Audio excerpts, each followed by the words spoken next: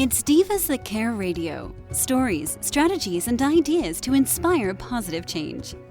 Welcome to Divas That Care, a network of women committed to making our world a better place for everyone. This is a global movement for women, by women, engaged in a collaborative effort to create a better world for future generations. To find out more about the movement, visit divasthatcare.com after the show. Right now, though, stay tuned for another jolt of inspiration. Today I'm speaking with feminine leadership coach and consultant supporting female solopreneurs, entrepreneurs, and business leaders discover, align with, and integrate their purpose into a career and lifestyle that works for them. Michelle, a stay-at-home mom turned founder, transitioned back into a workforce during the pandemic and knows intimately the struggles all parents face with managing career and home life. I Am a Feminine Leader exists to enable resilient entrepreneurial women and transcend the norms of the nuclear family, define success on their own terms, and embody their purpose. Michelle is also the writer and creative director of I Am Editorials, a personal memoir series inviting women to connect intimately with their feminine power, transform lived experiences into powerful lessons, and model authenticity for their families and communities. Hi there, Michelle. Hi there. Thank you so much for having me on the show. Oh, thank you for joining me. Let's start with you telling me where you call home right now. Sure. Well, I live in Puerto Rico, but I'm originally from Canada. So I actually made this move during the pandemic, and I've been here for almost 2 years. And I really love the Caribbean lifestyle. My family is on a little bit of an adventure, and we're just soaking up every minute of it. Oh, that sounds awesome. We're living in snow here in Edmonton still, so yeah, that sounds great. What exactly is your profession? Well, as you articulated earlier, I am a feminine leadership coach and consultant. And so really what that means is that I help entrepreneurial women. So whether they're employed or not, I help entrepreneurial women discover, align with, and integrate their purpose into a career and lifestyle that works for them. And for a lot of women, what that means is that we have to learn and we have to rediscover our inner child and nurture our feminine energy so that we can bring our lives into balance that works for us. And so, I help stay-at-home moms. I help women who are in the startup phases of their business, and also women who feel just burnt out and unfulfilled and disenchanted with the whole hustle culture, because they are highly successful in their businesses, but they've also been in this hyper-masculine state of being and are feeling disconnected from their soul and from their purpose. So, I love just seeing the rebirth and the awakening with these women when they tap into and nurture their feminine energy, and we integrate it into all facets of life so that they can feel more harmony and peace every day. So not just their business side of their life, but also personal and how they can feel like they're living in their purpose. Absolutely, yes. The personal side is so important, and really the goal is to create fluidity and constance so that, a lot of women feel that they need to be one way in their family or their personal lives, and they have to be another way professionally to be successful. And the goal of feminine leadership is to bring yourself and your sense of being and your identity into harmony so that in itself allows you to feel more fulfilled in your daily life. For sure. And for you, I'm sure you celebrate with these women because you feel lighter yourself, like you feel lit up. You feel like, wow, like I'm creating this great life with this beautiful entrepreneur. Yes, well, and that's the beauty of feminine energy, is that it is creative and inspiring, and it's the energy that all human beings possess that is creative and allows us to express. And so when we are, in traditional, whether it be the workforce or just in our communities, when we feel hindered in our expressions or our creativity, that really just lowers our vibration. It lowers our frequency. It doesn't allow us to feel whole or holistic in our being. And so, nurturing the feminine and really emphasizing that for a lot of women feels like a rebirth, because all of a sudden, their natural creative abilities start to flourish and to bloom.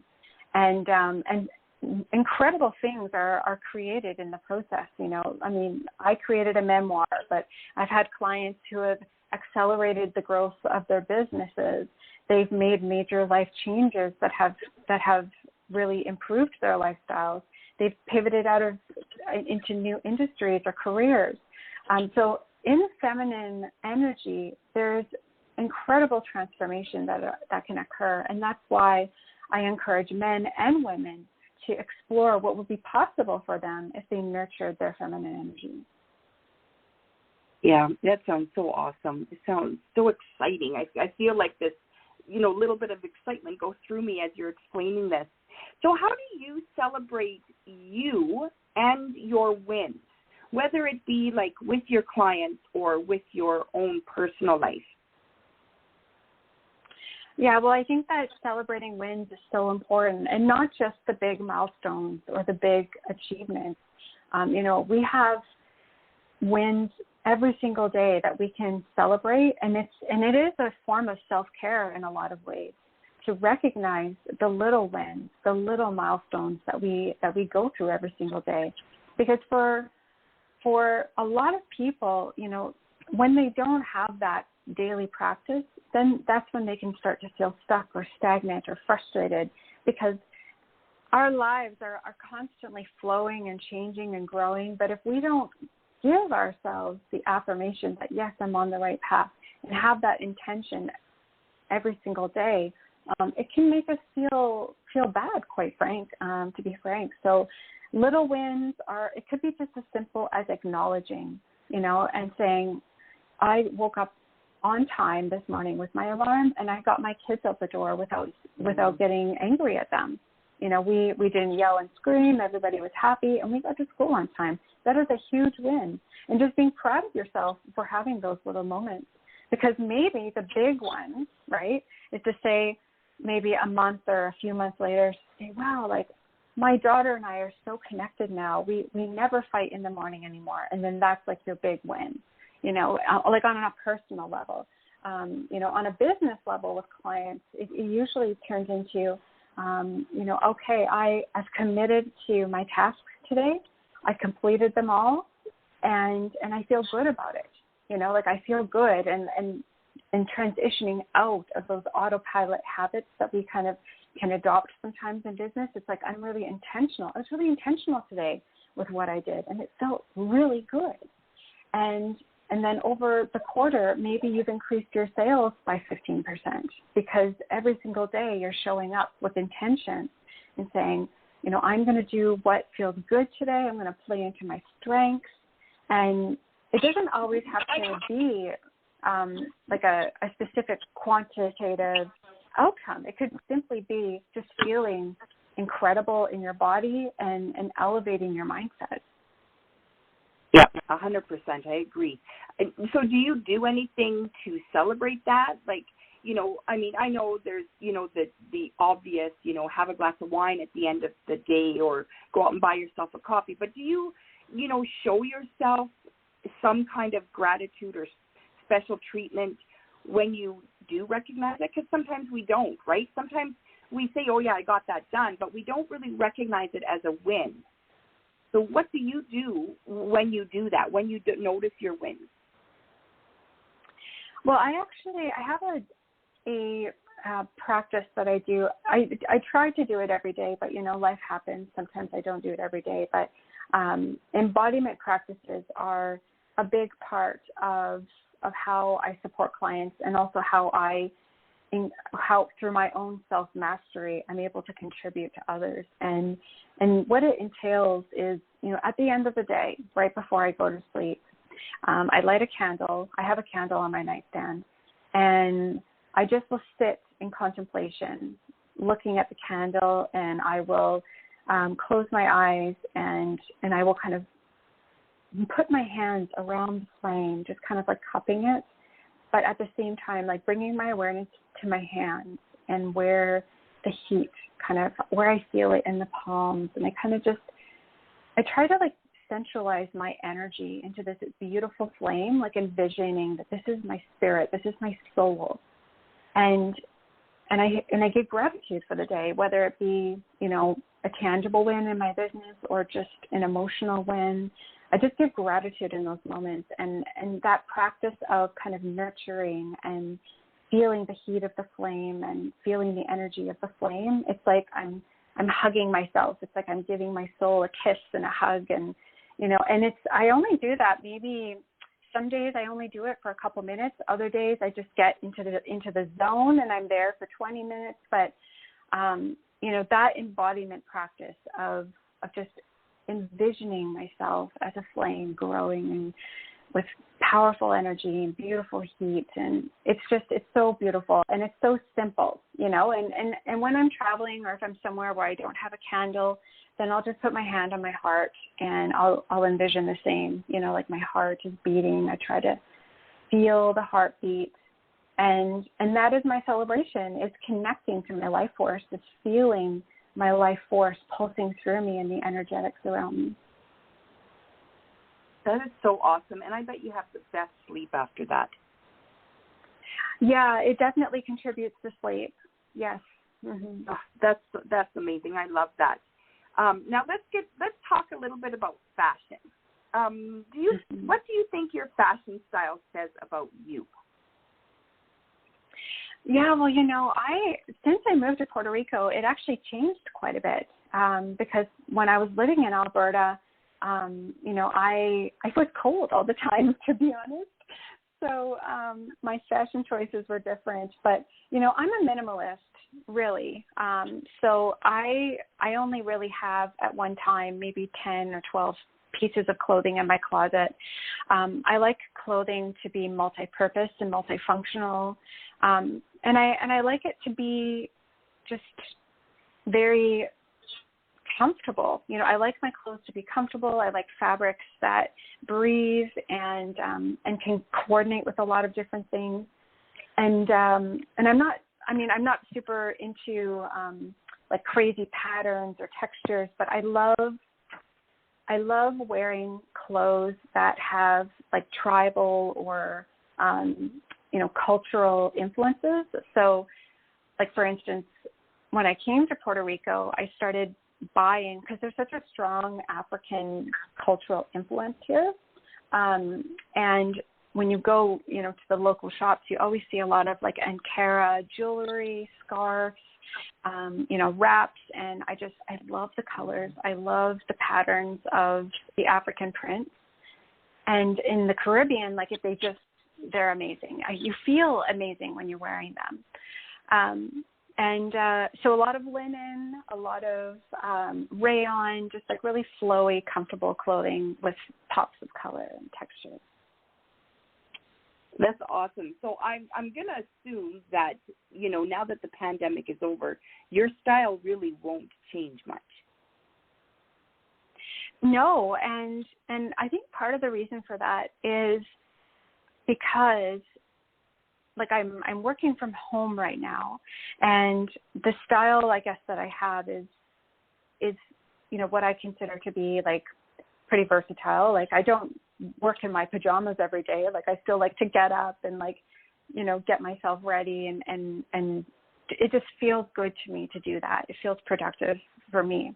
But if I did ever have to transition into an office setting, I think that it wouldn't take much for me to just modify a few things, dress up a few things.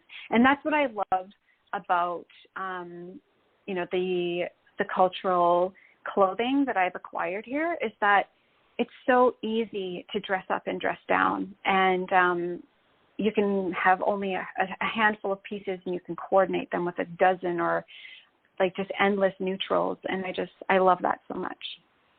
Yeah, I have to agree. I mean, I don't think it matters what part of the world you live in. I think, minimalist or not, you stick with the neutrals and a few patterns, and we can have a huge wardrobe with just small pieces. Do you believe that your fashion style portrays your self-confidence and your self-esteem day to day? Oh, definitely. I mean, there are days where, if I'm feeling on fire and I'm just feeling like, super confident, and it definitely influences my choices, and that's why I love to wear fabrics that are very flowy and light and kind of move with you. I don't like to wear tight clothing because it just, I don't know, like some days, you just feel kind of bloated and yucky. And if that's all you've got in your closet, then you're not going to feel good the whole day. It's like, give your body some grace, give yourself some grace to breathe and to, everything in the Caribbean, it's like you got to go with the flow. So, I like to wear the flowy fabrics. Back in Canada, when I was living there, I wore a lot of tighter fitted clothing because I was so cold all the time, and it kind of helped to keep me warm. So that's kind of like a contrast from being here versus there. But no, like in the Caribbean, unless you're going to the beach and you've got a bathing suit on, like I like having loose, flowy clothing. It kind of creates a little bit of wind, as you're walking. So I totally get that. I 100% get that, actually. What is your self-care practice? And how often do you practice like a real self-care regimen? Yeah, well, similar to the embodiment practice I mentioned earlier, but I also, so when I have an actual goal or a big milestone coming up that I want to celebrate, I usually treat myself to a piece of jewelry. And because I love crystals, and I'm kind of witchy in that way. Like I love to meditate with crystals, and I just love having them in the house. I just love the energy that they provide. And I use crystals a lot in my coaching with clients as well, just for their affirmation practices. But I love to make jewelry, so I will treat myself, and I'll go to the local crystal shop and I'll buy, the beads and everything, and I'll make myself a necklace or earrings or something. And that is like queendom for me. Like I just feel like a queen when I wear my crystals, and it just gives me such a strong boost of energy. And yeah, I just feel like it's such a great way to celebrate you, and then it's a piece that's unique to you. I love that. I love that. I think that's amazing. I don't make my jewelry, but I love jewelry. If I could, if I could wear nothing but jewelry, I think I would be happy. Unfortunately, though, I don't have the right body for that. Oh, well, but you know what? It's not about that. Like, it's like, some people have, they're a little obsessed. Maybe they have, big collections of things. I mean, I'm like that with crystals. I love my crystals.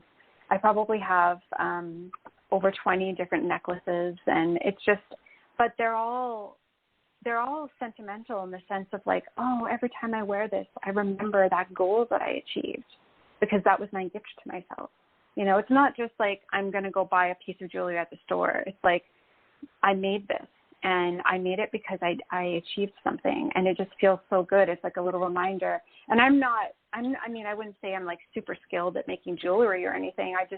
Sometimes my jewelry is made with a lot like that, those elastic stretchy ropes and things like that. I'm not super fancy with it, but I guess it's another embodiment practice of putting your energy into it, being a craftsman and, building something, being creative.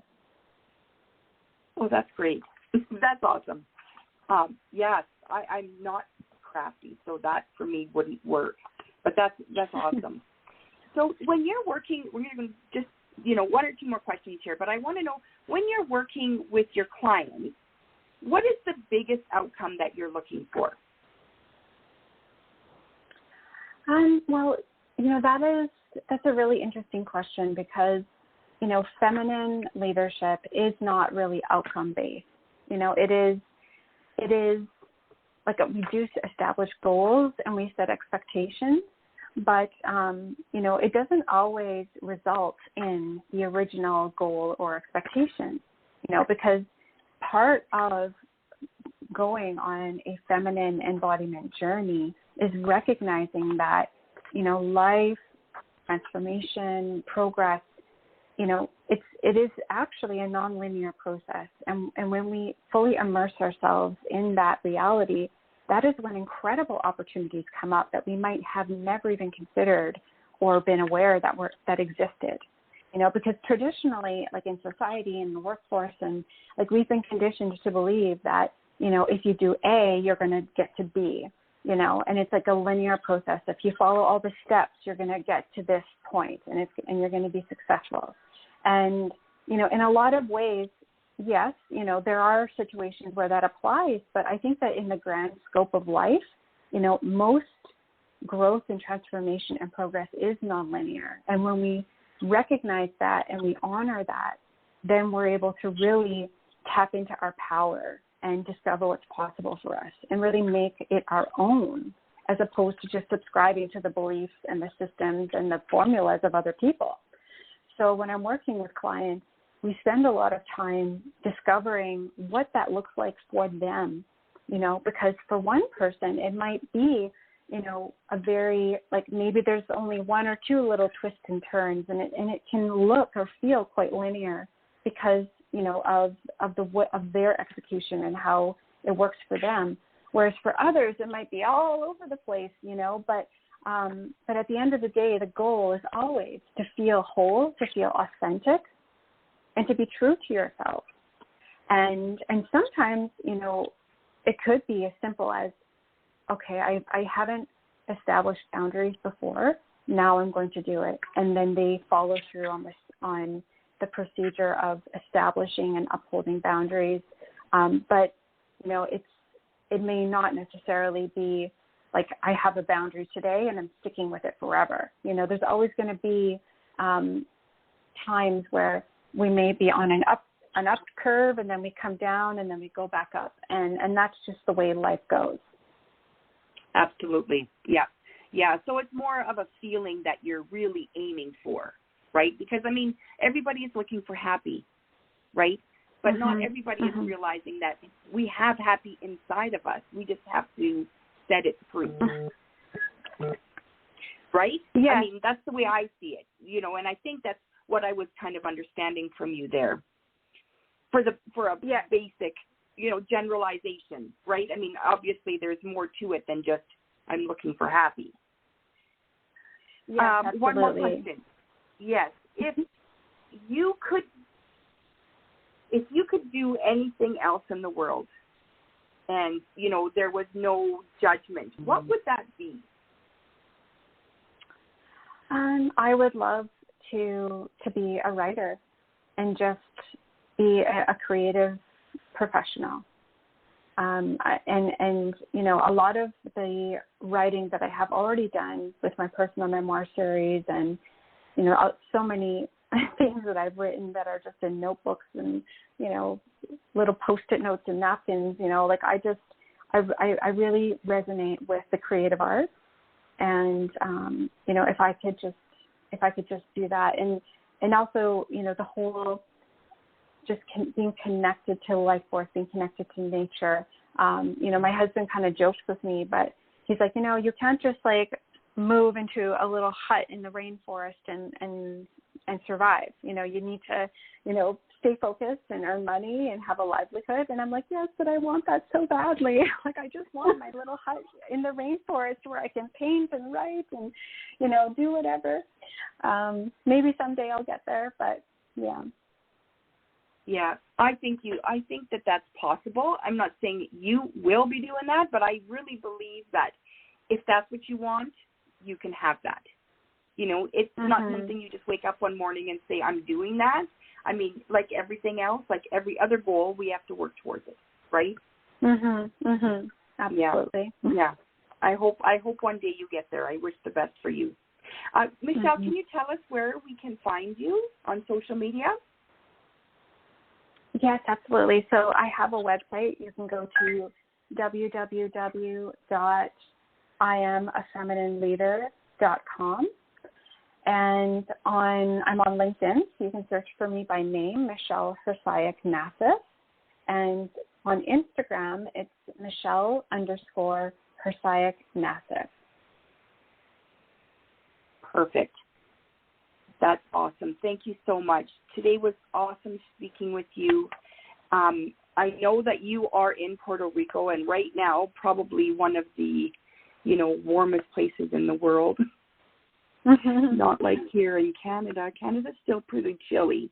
Although yesterday we had a great day. It was, I think, above 20. It was beautiful for March. Yeah, that's getting there. You're getting there. Yes, for sure. Thank you so much for joining me. We will chat again sometime soon. Thank you so much, Tina. You have a great day. Thank you. You as well.